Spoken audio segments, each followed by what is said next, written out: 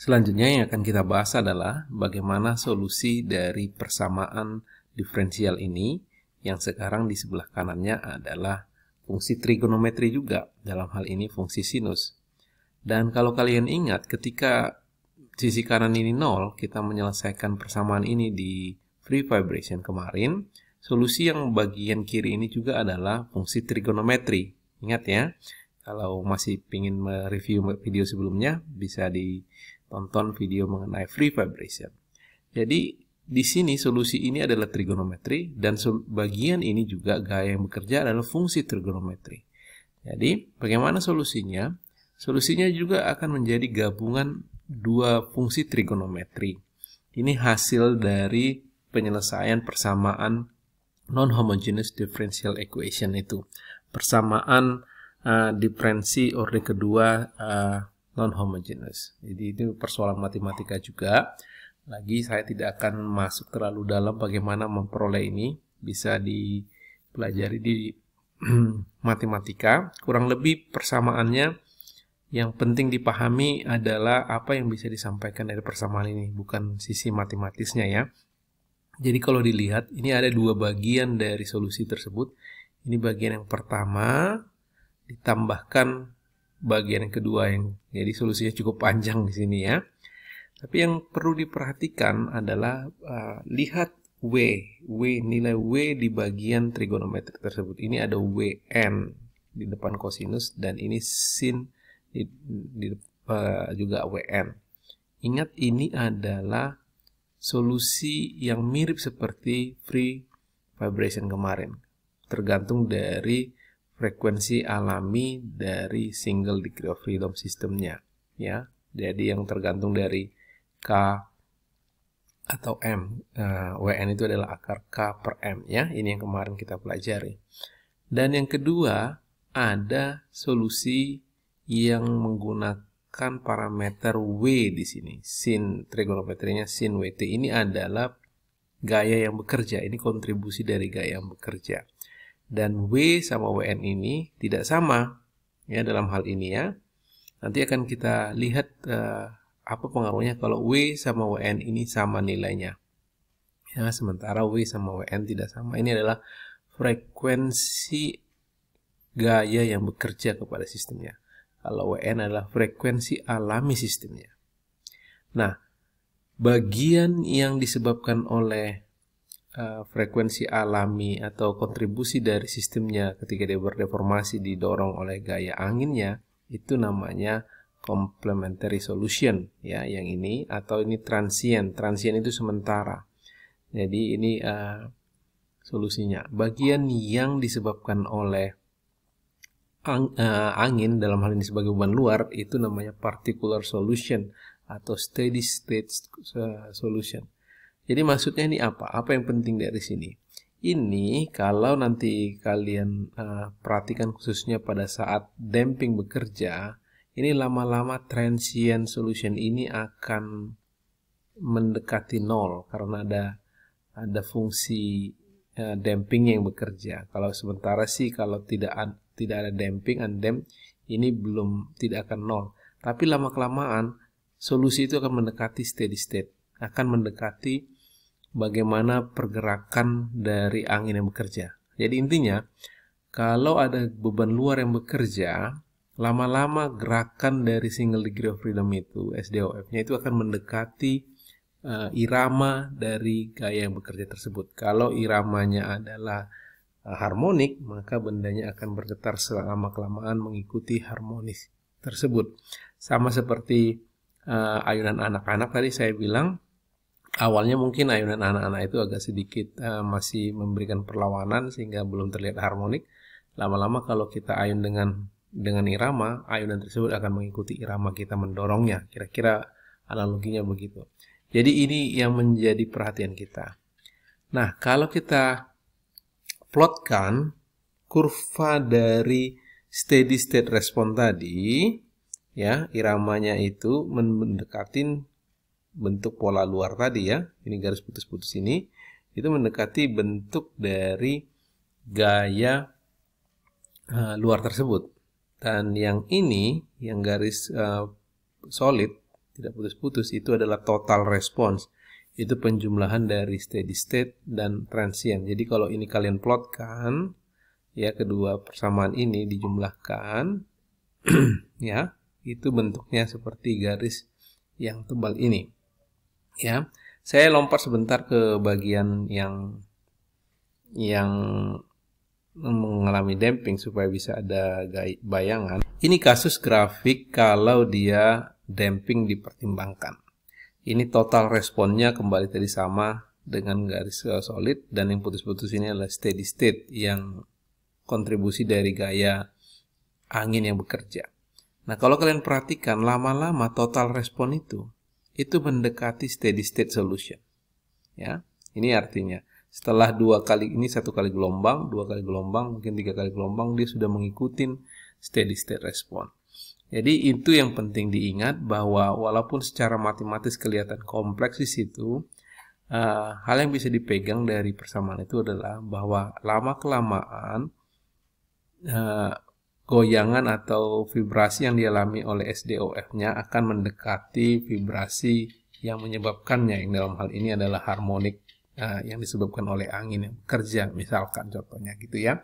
Ngomong-ngomong, yang harmonik itu bukan selalu harus dari angin, bisa saja dari misalkan mesin yang bekerja, itu juga bisa dikatakan harmonic vibration, ya. Jadi dengan demikian kita lebih tertarik melihat lebih dalam apa sih yang bisa kita pelajari dari steady state respon tadi, ya. Kalau total responnya ini, apalagi di sistem yang realnya, lama-lama itu akan menyerupai dari steady state responnya. Yang transientnya itu akan semakin menghilang, ya, walaupun di sistem undamped secara matematikanya tidak kelihatan menghilang, ya, seperti di grafik yang sebelumnya. Di grafik yang ini, ya, jadi total responnya masih terus bervibrasi, tapi polanya kalau kalian lihat secara umum itu kan mengikuti pola dari steady state respon, ya. Dia bervibrasi tapi di kisaran dari steady state respon, ya. Jadi dengan demikian coba kita lihat lebih detail steady state respon ini solusinya bagaimana, ya. Jadi di persamaan tadi kalau kita perhatikan steady state responnya, bentuknya kira-kira seperti begini. Bahwa respon single degree of freedom itu dipengaruhi oleh frekuensi dari beban yang bekerja.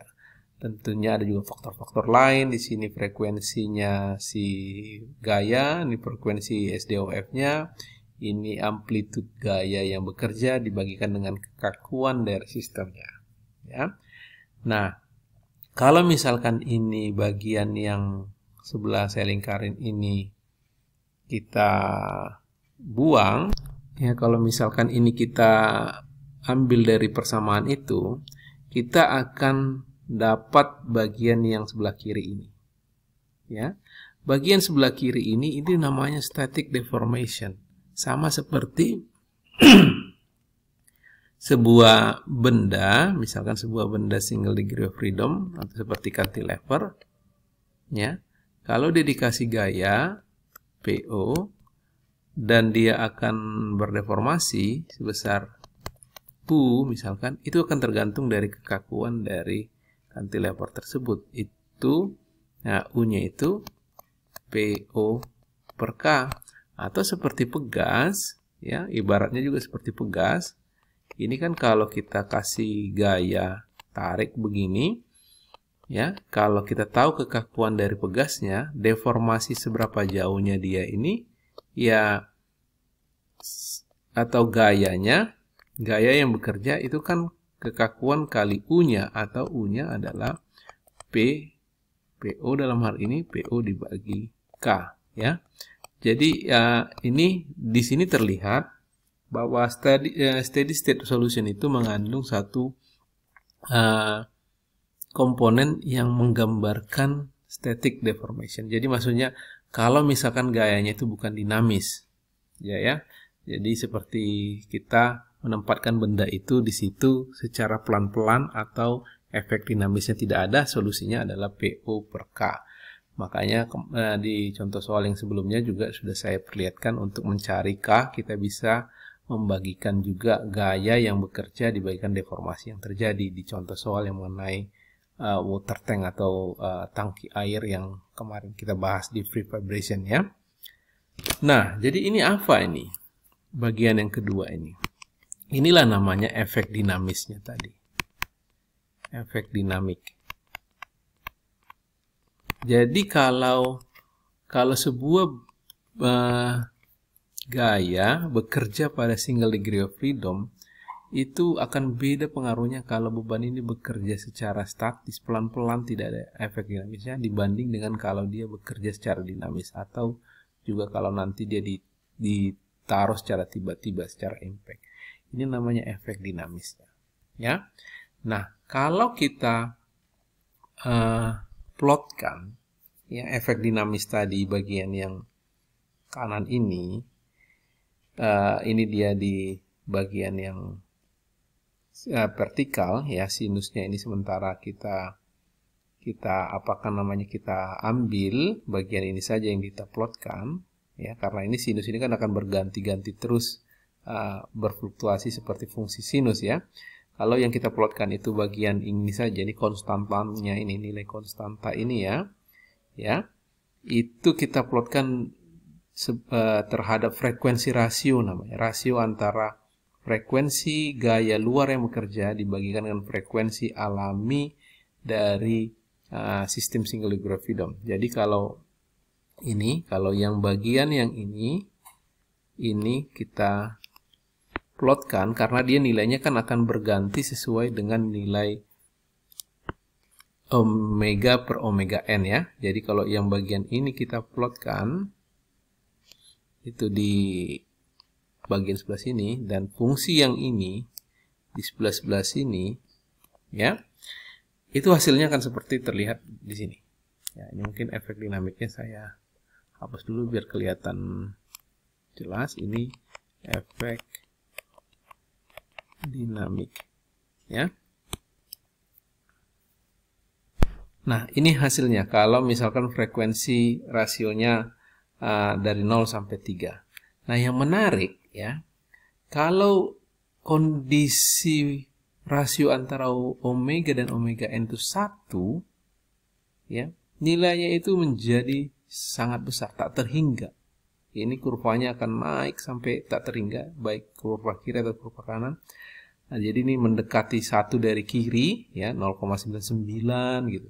Kalau ini mendekati 1 dari kanan, misalnya 1,1, 1,05, nilainya itu akan sangat besar sekali. Jadi kalau kalian bayangkan ini secara matematis, W dibagi omega n sama dengan 0, 1 kurang 0, omega kurang dibagi omega n ini 1 kuadrat 1 kurang 1, 0, 1 dibagi 0 kan tak terhingga kan. Jadi nilai ini nanti deformasinya akan menjadi tak terhingga kalau rasio antara W sama omega n-nya sama dengan 1. Ya, itulah yang namanya resonansi.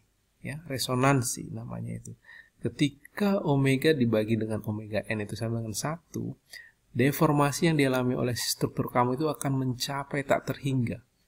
Jadi mengalami namanya resonansi. Itu yang terjadi pada jembatan yang kita tonton sebelumnya itu, ketika frekuensi angin dalam ini gaya luar yang bekerja sama dengan frekuensi alami jembatan tersebut, dalam hal ini single degree of freedom, sehingga deformasi yang dialami oleh jembatan itu mencapai tak terhingga. Tak terhingga tentunya itu kan hanya matematis.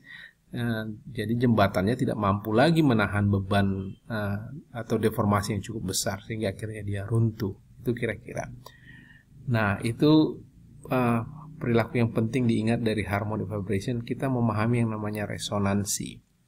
Nah, kalau yang di sebagian kiri ini namanya in phase, fenomena in phase, di mana